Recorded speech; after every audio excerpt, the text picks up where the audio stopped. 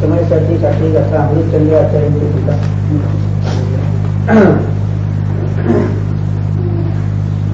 दर्शन ज्ञान शास्त्र वत्वेन अशुद्धत्वं इति चेत् ववारेणु वदिस्सयि ज्ञानिस्स चरित्तदंशनं ज्ञानं न विज्ञानं न चरित्तं न दंशनं जानदो सुखो. पहा शंकाकार काय विचारतात. शंकाकाराला आपण सांगितले की पर्याय आणि पर्यायवान आला मी नाही, मी एक न्यायक शुद्ध स्वभावी आहे. स्थापन केलं पर्यायवाला मी येथे भेट केलेला आहे अप्रमत्त, आणखी काय भेट केले प्रमत्त. किंवा याचे भेद करताना काय केले शुद्ध, एक वे शुद्ध आणि अशुद्ध. पर्यायाच्या वेगवेगळे असतील तर अशुद्धवाला असं सांगलं किंवा ध्रुव पर्यायवाला म्हणून सांगलं.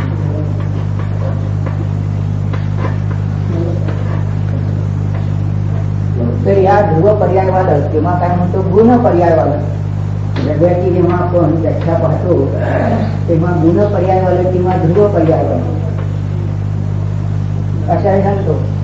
किंवा त्याचे भेद करताना काय करतो, ध्रुव आणि उत्पाद जे आहे ना, उत्पाद पर्यायाचा उत्पाद आणि पर्यायांचा भेद अशा रीतीने भेद करतो. म्हणजे हा 1 नंबरचा ध्रुव आणि हा 3 नंबरचा ध्रुव आहे ना. पर्याय घेऊन 4, 5, 6 अशा रीतीने भेद केले. तर या ध्रुवात काय आहे, ध्रुव जो बनलेला आहे तो अनंत गुणांचा पिंड आहे. म्हणजे अस्तित्व, वस्तुत्व, द्रव्यत्व, प्रमेयत्व, अवलघुत्व है ना, प्रदेशत्व हे सामान्य गुण आहेत. तसेच विशेष गुण काय आहेत, आपल्या जीवासाठी त्यातून ज्ञान गुण, श्रद्धा गुण, आनंद गुण, चारित्र्य गुण इत्यादी असे गुण आहेत. त्याच्या स्वस्वरूपाने अस्ति गुण आहे, आणखी नास्ती गुण आहे, असे आपल्याला गुण आहेत. आता जेव्हा आपण उत्पाद पाहायचं असेल तर उत्पाद सुद्धा किती आहे ना. उत्पाद जेव्हा झाला तेव्हा समजा अस्तित्वाचे अस्ति पर्याय, वस्तुत्वाच्या सामान्य गुणाच्या सामान्य पर्याय तर आहेतच. त्याशिवाय काय झालं, समजा सम्यक ज्ञान प्रगट झालं, सम्यक दर्शन प्रगट झालं, सम्यक चारित्र्य प्रगट झाला, अतींद्रिय आनंद प्रगट झाला, अशा रीतीने उत्पाद झाला. व्यय काय झाला, पूर्वीच्या अस्तित्वादी पर्यायाचा व्यय झाला आणि मिथ्या ज्ञानाचा व्यय झाला, मिथ्या श्रद्धेचा व्यय झाला, मिथ्या चारित्र्याचा व्यय झाला, दुःख होतं त्याचा व्यय झाला. अशा रीतीने सांगू तर त्याने काय पाठीमध्ये सांगितलं की जेव्हा या ठिकाणी ही एक पर्याय जे आहे दैवाली पर्याय अंश आहे हा, किंवा हा उत्पादवाला अंश, हा प्रमत्त म्हणा हा अप्रमत्त म्हणा, हे अंश आहे आणि हे अंशी आहे. तुमच्याजवळ जे 4 दिले ते हे जे जातील ते कसं भेदवृत्तीत जातील. भेदवृत्ती म्हणून जो भेद दिलेला आहे, न ख भागाचे 2 दिले आहे का नाही. भेदवृत्ती म्हणून जो दिलेला आहे छ असेल मला वाटतं संकेत, काही नाही. पूर्ण शुद्ध पर्याय, एक देश शुद्ध पर्याय, अशुद्ध पर्याय असं केले. आणि ध्रुव 3 नंबरचा म्हणजे भेदोपचार.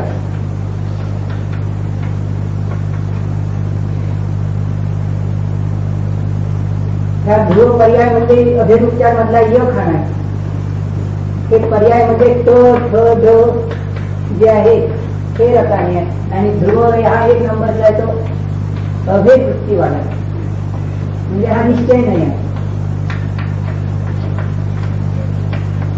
आणि हे एकच निश्चय नाही आहे, बाकी सगळे हे जे आहेत ते सगळे व्यवहार जातात.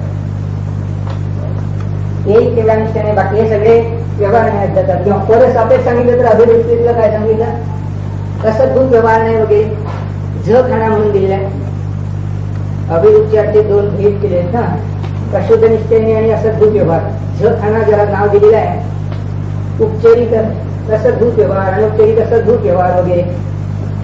तर इथे आता प्रयत्न काय चालू आहे की पाठीमागच्या गाठेत जेव्हा सांगताना आपल्याला प्रमत्त पर्यायाकडून किंवा पर्यायवानाचं कथन केलं आणि तो मी नाही, मग काय आहे, मी न्याय शुद्ध आहे असं 6 गाठेमध्ये आपल्याला सांगितलं. न्याय कोण हा निश्चय न्यायाचा जो विषय आहे तो विषयाने सांगितला. तर आता शंकाकर इथे विचारतो आहे की दर्शन, ज्ञान, चारित्र्य हे ना, चारित्र्यवानपणाने अशुद्धत्व येते काय, असे जर आम्ही काही गुणभेद केले तर त्यात अशुद्धपणा येतो काय. चारित्र्यपणाने जर आम्ही भेद केले तर येतो काय. तर आचार्य त्याचं उत्तर देतात दाखल्यामध्ये. व्यवहाराने उद्दिष्ट, व्यवहार आणि उपदेश दिला जातो. त्यात काय सांगितलं, द्रव्यामध्ये ज्ञानेचे म्हणजे जीवाचे काय आहेत, चारित्र्य गुण आहे, दर्शन गुण आहे, ज्ञान गुण आहे, असं व्यवहाराने भेद करून सांगितलं. ज्ञान गुण, श्रद्धा गुण, चरित्र गुण, आनंद गुण, एक एक गुण करून सांगितले किंवा गुणाचा असा एक पिंड ध्रुवांश करून सांगितलं. आणि मग निश्चयाने जेव्हा या नयातून सांगू, तुमच्या चार्टवरला अभिवृत्ती ग खानाद्वार कारण परमात्मा या नयाने जेव्हा सांगू तेव्हा काय सांगू की न ज्ञान, ज्ञान नाही, चारित्र्य नाही, दर्शन नाही, मग काय आहे, जानगो शुद्ध, एक न्यायक शुद्ध आहे, संकोच किरण न्यायक शुद्ध आहे या नयाने सांगू. पण या नयाने जेव्हा सांगू तेव्हा एकटा ज्ञान गुण, श्रद्धा गुण हे वगैरे नाही. हा ध्रुव अंश आहे आणि हा ध्रुव वाण आहे. ध्रुव अंश हा सद्भूत व्यवहार नयाचा विषय आहे.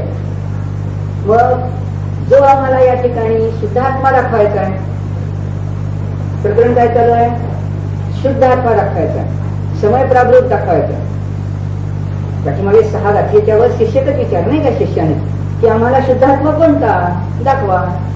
शुद्धात्मा कोणता, तर जो शुद्धात्मा आम्ही जाणला असताना आम्हाला परम आनंद मिळेल. प्रयोजन काय आहे शुद्धात्मा जाणण्याचं, तर ज्याला आम्ही जाणल्यानंतर खरा आनंद मिळेल असा आम्हाला तो विषय दाखवा. ज्याबद्दल आम्हाला म्हणतात की तो तुमच्याजवळ आहे, ते तुमच्याजवळ परमरत्न आहे आणि तुम्ही वास्तविक परम महान भगवान आहात असं आम्हाला सांगता, दुर्मिळ अशी वस्तू आमच्याजवळ आहे असं सांगता. तर असा तो शुद्धात्मा, त्रिकालवर्ती शुद्धात्मा तो कोठे आहे, कसा आहे. तर सांगितल्याने त्याचे सांगितले की पर्याय आणि पर्यायवान वाला नाही. तेथे काय सांगितलं, गुणभेद केले, जर याच्यात आम्ही गुणभेद केले तर ते गुणभेद येथे चालत नाही सांगतात. पहा तुम्ही मुलाला जर तुम्ही लाडू दिला, मग बाबाला अखंड दिला आणि मुलाला तितका खाणार नाही म्हणून जर तुम्ही त्याला खंडित करून दिला तर ते हातपाय आदळते. हा तेव्हा तुम्हाला पाहायला मिळेल घरात सुद्धा. आणि त्याला त्याचा अखंड भरून द्या, खुश आहे, अखंड पाहिजे. मग जो आत्मा आम्ही अखंड रूपाने घेऊ त्या अखंड आत्म्यामध्ये गुणभेद करणं चूक आहे, मग ती अशुद्धता आहे की नाही. गुणभेद करणं ते चुकीचं आहे असं त्यांना सांगायचं. तर ते टीका वाचा, सुंदर आहे टीका. आस्तां तावत् बंध प्रत्ययात न्यायकस्य अशुद्धत्व दर्शन चारित्राणि एव न विद्यन्ते. अमृतचंद्राचार्यांची टीका.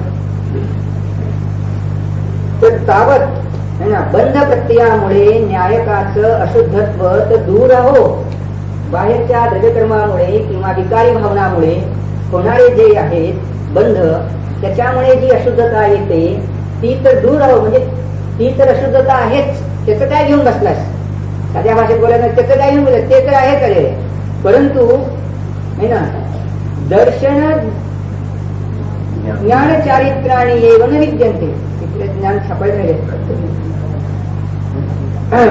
दर्शन ज्ञान चारित्राणी एव न विद्यन्ते. मग दर्शन गुण, ज्ञान गुण, चारित्र गुण किंवा 3 गुण, 4 गुण, 5 गुण, 6 गुण असे जर खंड खंड तुकडे तुम्ही केले तर या शुद्ध शाश्वत आत्म्यामध्ये ते गुणभेद देखील नाहीत, न विद्यन्ते. तर सगळं समजण्यासारखं काय जरा मजा आहे. काय काय करतात ते पहा. यतः अनंत, यामुळे काय, ज्यामुळे अनंत धर्मिणी एकस्मिन् धर्मिणी अनिष्णातस्य अंतेवासी जनस्य तत् अवबोधायिभिः कैश्चित् धर्मैः तम् अनुशास्तां सूरीणां धर्मधर्मीणां स्वभावतः अभेदे अपि व्यपदेशतः भेदम् उत्पाद्य व्यवहारमात्रेण एव ज्ञानिनः दर्शनं ज्ञानं चारित्रम् इति उपदेशः.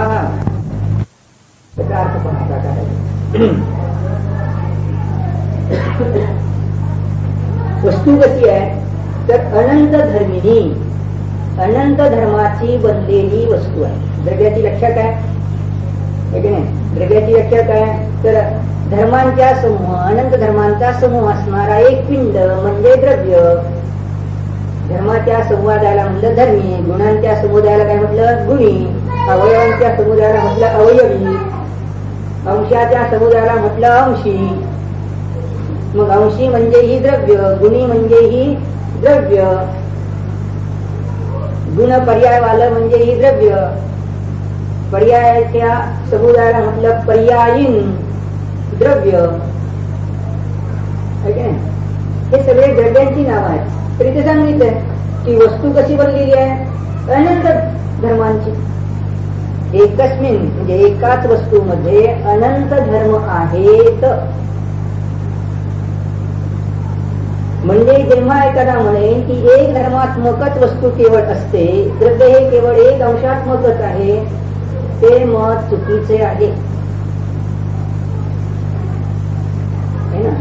मग तो दिगंबर जैन कुळात जन्मलेला असू दे किंवा अन्य मतातला असू दे.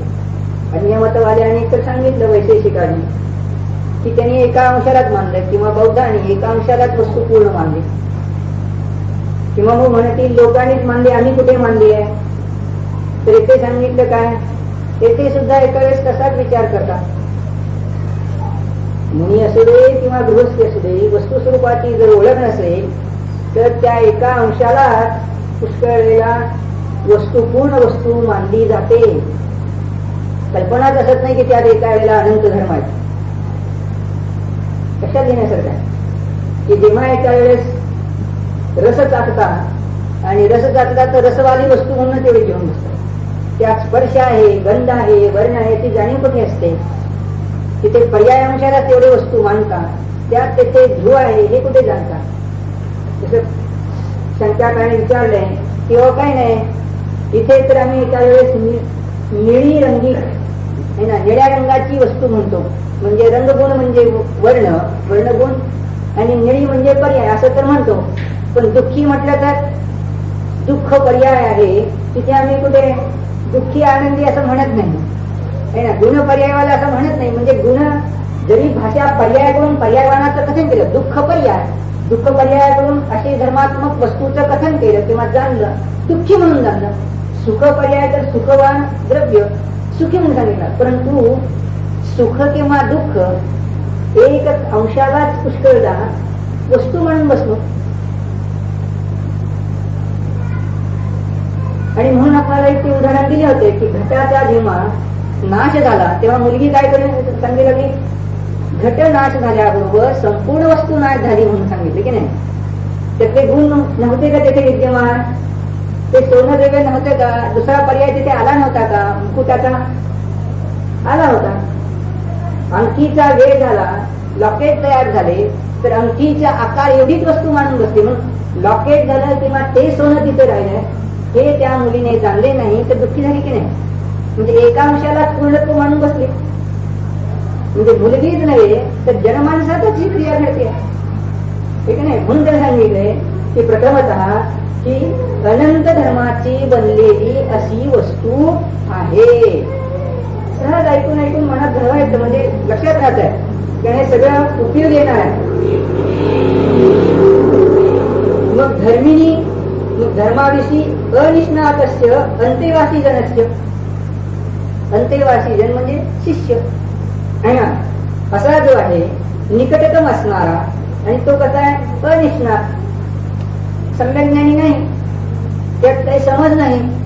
मग त्या धर्माविषयी काय, धर्माविषयी त्याबद्दल तक अवबोधाईभिः, त्याला माहिती करून देण्यासाठी जे ज्ञानी जन आहे ना, त्याला बोधी करून देण्यासाठी कैश्चित कोणीतरी है ना काय केलं, धर्मही तम अनुशासनाम, त्या धर्मांच्या द्वारे बोध देण्यासाठी, त्याच्यावर अनुशासन करण्यासाठी सूरीनाम आचार्य काय करतात, धर्मधर्मीनाम स्वभावतः वेदपी है ना.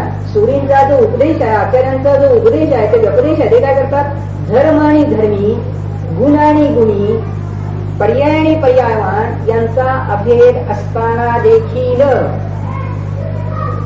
व्यपदेशतः कथन करीत असताना है ना, व्यपदेशामुळे भेदम उत्पाद्य भेदाला प्राप्त करून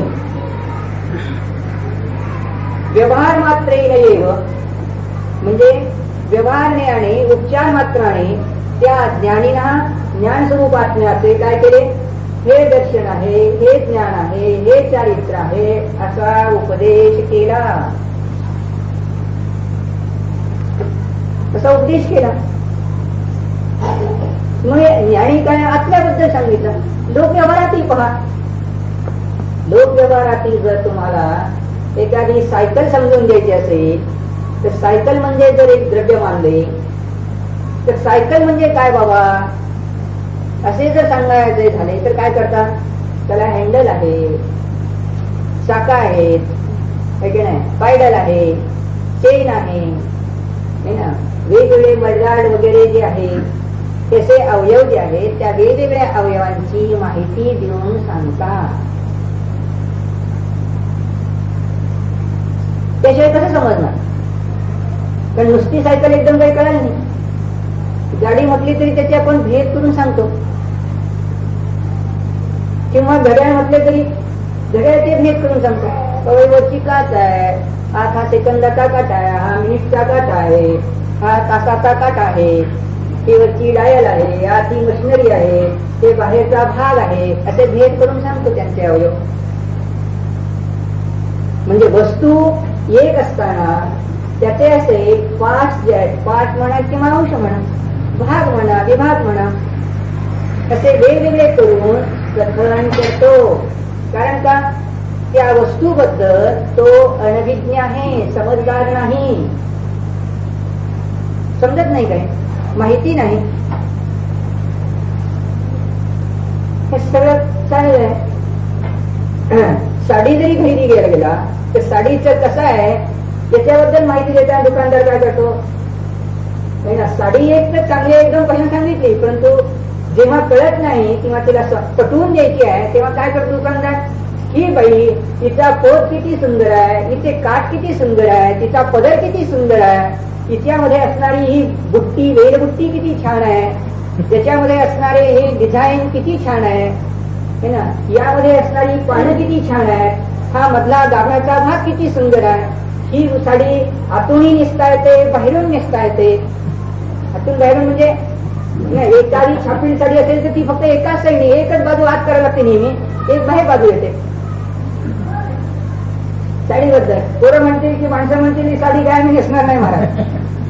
अरे मातेला, बहिणीला, आईला कोणाची साडी आणायची नाही, पण नाही आम्हाला परिचय तर तुमचा घ्या स्वेटर, स्वेटरही समजून सांगताना त्याच्या बाह्या कशा आहेत, गळा कसा आहे, त्याचे याला दुरंगी आहे, आतील बाहेरी म्हणजे दोन्ही बाजूनी घालता येतो, ते समजून सांगतो तो.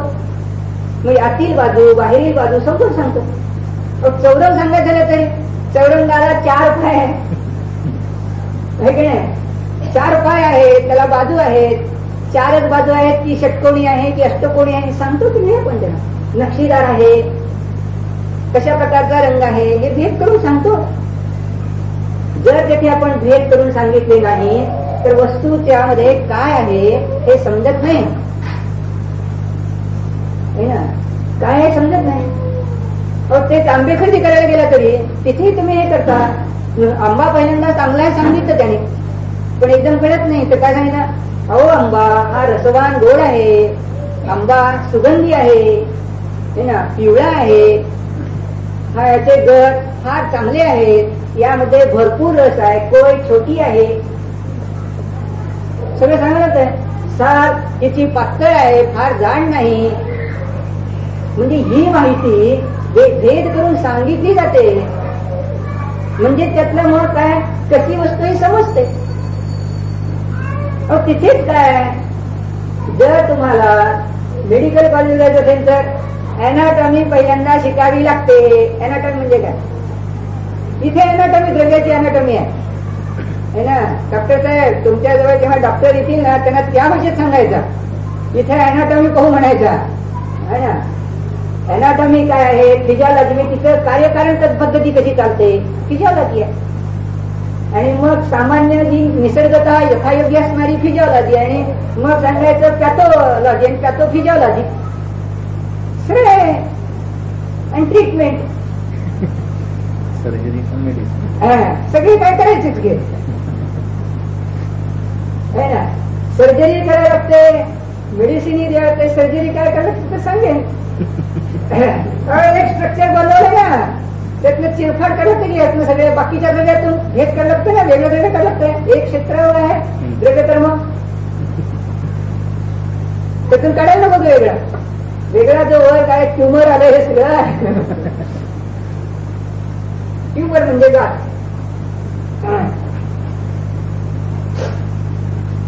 त्यात असणारी सगळी जी घाण आहे ते भावकर्मात आहेच की घाण. विकारी, मिथ्यात्व, मिथ्याज्ञान, मिथ्याश्रद्धा, मिथ्याचारित्र, दुःख, हे सगळी घाण आहे.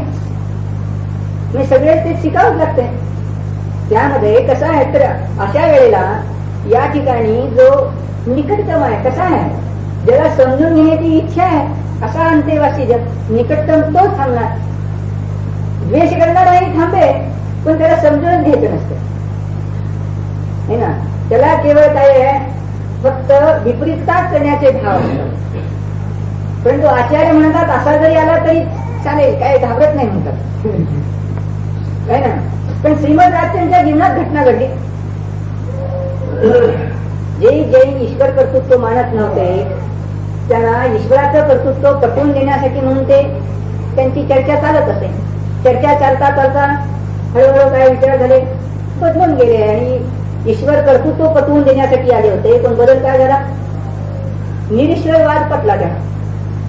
असं झालं. मी चर्चेतून घडते म्हणून घाबरायचं कारण नाही. आणि ही तर घराघरात चालणार आहे की नाही. माता समजा सम्यक ज्ञानी आहे, मातेला हे समजलं आहे, तर पोराला माहिती नाही, नवऱ्याला माहिती नाही, सुनबाईला माहिती नाही. आजच्या काळातली शिकलेली सून, आजच्या काळातला शिकलेला मुलगा, आणि मग तो हेच सांगतो. काल जसं दुपारी सांगितलं, तो म्हणतो कुठला आलाय आत्मा, काय आलाय, सगळी रासायनिक क्रिया आहे, आम्ही शिकलो शाळेत ना, तुम्ही शाळेत शिकला नाही, आम्ही शाळेत शिकलो, तुम्ही आम्हाला कॉलेजमध्ये शिकवलं, तर तिथे सगळं शास्त्रज्ञानी प्रयोग करून दाखवलंय, कुठला आत्मा नाही, काय नाही. आम्ही सगळे प्रेताची चिरफाड करून आलो, सगळं पाहिलं, त्यात कुठला आत्मा दिसला, काही दिसला नाही. तर रासायनिक क्रिया आहे, आणि मग हे रासायनिक क्रिया आहे तर भोगा फक्त. उगीच उपास तपास करू नका, पोटाला पिळे देऊ नका असं सांगतोय काय. तिथेही मग दार्शनिकता आहे, ती वेगवेगळी मत दार्शनिकच आहे, तर सगळं सांगावं लागतंय है ना. मग हे जिनवाणी माते जसं मला त्या सांगावं, तसं जिनवाणी मातेला सांगावं लागतंय. आचार्याला सांगावं लागलं की बाबा रे, त्याचा बोध करून देण्याच्या भावनेने त्याची काही धर्म जे आहेत त्या धर्मांच्या द्वारे माहिती करून द्यावी लागते त्यांना है ना. काही धर्मही, कैश्चित धर्मही काही गुणभेद करून, अवयव सांगून, संकेत करून द्यावे लागतात. तसेच आपण येथे व्यवहारही करतो. एखाद्या माणसाची जर ओळख करून द्यायची असेल, तो कोठे आहे, कसा आहे, तर काय सांगतो, त्याचे अवयव कसे आहेत, त्याचे चिन्ह कसे आहेत, त्याची रचना कसे आहे, त्याचा चेहरा कसा आहे, त्याचे डोळे कसे आहेत, त्याचे कान कसे आहेत, त्याचे केस कसे आहेत, पोट कसे आहेत वगैरे माहिती सांगतो. नाही, छाती, हात वगैरे पाय सगळी माहिती सांगतो. नाहीतरी समजा मुलाला सांगितलं तुझ्यासाठी आम्ही बघून आलो, म्हणजे आमच्यासाठी सुनबाई आम्ही बघून आलो है ना. सांगितलं घरातल्या लोकांनी, फार फार चांगली आहे असं सांगितलं त्याला. फार काय चांगली आहे कोण याला जेव्हा समजून सांगायला गेलं तर मग काय सांगितलं, हा कमळासारखे तिचे डोळे आहेत, लांब सडक केस आहेत, कुरडे केस आहेत, अगदी खाली भूमीपर्यंत पोचती इतके केस आहेत की नाही, तिची कडी कशी आहे, नाक कसं आहे वगैरे वगैरे सांगितले की नाही, चाफेकडी नाकाची आहे, ही सगळी माहिती त्याला सांगितली. ओठ कसे अगदी मऊ आहेत, पातळ आहेत वगैरे सगळी माहिती गौरवर्णीय आहे. आणि हे काय सांगायला लागलाय, सांगता की नाही, चर्चा करता की नाही, कोणीला सांगायचं झालं तर मी म्हणतो मग कथेतली वाचा गोष्ट आहे की नाही. कथेत सोनिकाच्या चरित्रात नंदेला तिच्या वडिलांनी सांगले का पोरगा फार सुंदर आहे. अहो पण काय सुंदर आहे म्हणजे माहिती सांगायची आधीच का नाही पाहिजे. म्हणजे गुणभेद करणं, अवयवभेद करणं, पाठचं विच्छेद म्हणजे तुकडे नाही केले त्याने, ज्ञानाने जाणून घेतले. अभेद वस्तू असतात म्हणून सांगतात की नाही, वस्तू स्वभावतः अभेद आहे, द्रव्य ही स्वभावतः अभेद आहे. पण जेव्हा त्याची माहिती सांगायची आहे, कथन करायचं आहे, तेव्हा भेद करून, भेदाला प्राप्त करून, भेद करून व्यवहार मात्राने, वास्तविक त्यात भेद नाही, निश्चयने आणि भेद नाही, पण व्यवहार मात्राने त्याचे भेद करून सांगितले जातात. मग याला म्हटलं गुणभेद केले तर म्हणायचं भेद उच्चार, भेदाचा उच्चार केला. जे गुण आहेत ते मूळ, मग जसं त्या जीवाचे सांगितले शब्दाबद्दल सांगताना की नाक तर आहेच, पण नाकाबद्दलचे पर्याय सांगितले झाले तर नट्ट नाक आहे, सरळ नाक आहे. समजा पूर्वी नट्ट होता पण प्लॅस्टिक सर्जरी करून डॉक्टरनी धारदार नाक करून दिलं है ना, आहे ते सुंदर करून दिले. गालाला खळी पडत नव्हती पण प्लॅस्टिक सर्जरी करून गाला खळी पडून दाखवली. असताना त्या ठिकाणी खळी केली ना, म्हणजे हे जे काही केले गाल तर होतात की गालाशिवाय असेल काय ते, म्हणजे गाल आहे पण त्याला खळ पडते. म्हणजे ही जी पर्याय, एक पर्यायाचा बेन, एक पर्यायाचा उत्पाद आणि गुण. मग इथे द्रव्यात सोपं की द्रव्य सुद्धा जीव द्रव्य, जीवाचे गुणभेद, ज्ञान, श्रद्धा, चारित्र्य, आनंद हे गुण, अस्तित्व गुण, आहेपणा, वस्तुत्व गुण, द्रव्यत्व गुण, ही वस्तू जाणली जाते म्हणून प्रमेयत्व गुण, त्याला काही क्षेत्र आहे, प्रदेशत्व गुण आहे की नाही, कमी होत नाही जास्ती होत नाही म्हणून अभूर्लभत्व गुण, हे सामान्य गुण. मग सगळे द्रव्यात आहेत, आकार द्रव्यात आहेत, धर्मद्रव्यात आहेत, अधर्मद्रव्यात आहेत, काल द्रव्यात आहेत, उज्ज्वल द्रव्यात आहेत आणि जीव द्रव्यात आहेत म्हणून सामान्य गुण म्हटले. सर्वसाधारण म्हणतं की नाही, ते काय ते बघितलं जोडको पण सर्वसाधारण, ती पोरगी पाहिली पण साधारण, तो मुलगा पाहिला पण साधारण आहे. म्हणजे काय हो, इथे म्हणता कळत नाही, बाहेर काय करता हेच शब्द वापरले की वेगळे शब्द. साधारण म्हणजे काय,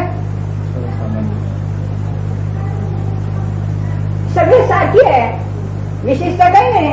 तसं काही फारसं शिकलेलं नाही, तसं काय रूपाने फारसं नाही, म्हणजे त्याचा रंग साधारण आहे, फार गोरा नाही किंवा फार काळाही नाही, साधारण आहे.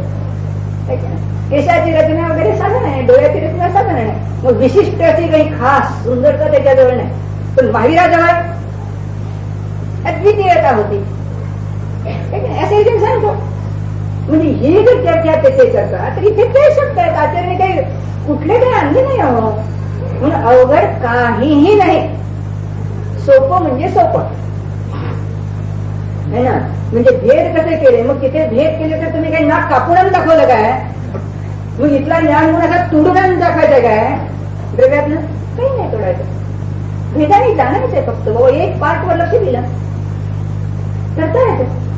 कधी एका अवयवाकडून संपूर्ण अवयवी सांगितली, एका अंशाकडून संपूर्ण द्रव्य सांगितलं, कधी एका गुणाकडून संपूर्ण गुण सांगितले, गुणी द्रव्य सांगितले, कधी एक एक गुण करून भेद करून सांगितले. कारण त्या गुणभेदांची जर माहिती होईल तर त्याला त्यात केवढं मोठं वैभव भरलेलं आहे हे समजून येईल. आणि जेव्हा चिंतन करायचं आहे तेव्हा त्यात हे सर्व आहे हे कळेल. नाही तर काय करणार, काही नाही. त्यांनी सांगितले शुद्ध म्हणा, यांनी सांगितले शुद्ध म्हणा, म्हणले वारा आले जरा शुद्धाचं आहे ना. बुद्ध म्हणतात ध्यान करा, म्हणतात आत्मचिंतन करा. समजा हे वारं गेलं तर आता ते दुसरं वार आलंय म्हणाले, आता काय करा, आता म्हणाले काही नाही, तांदळाचे जाप करा. तांदळाचे जाप म्हणजे तांदूळ चढवून, हो भगवंताचे जाप, पण तांदूळ चढवून का हे काम आले म्हणाले. मग दुसरे आले नाही म्हणजे तिसरे जे आलेले आहेत नवीन ते म्हणले आता काही नाही, विधान करायचं कशाचं भक्तांबराचं, मग 24 तास पाठ करायचं.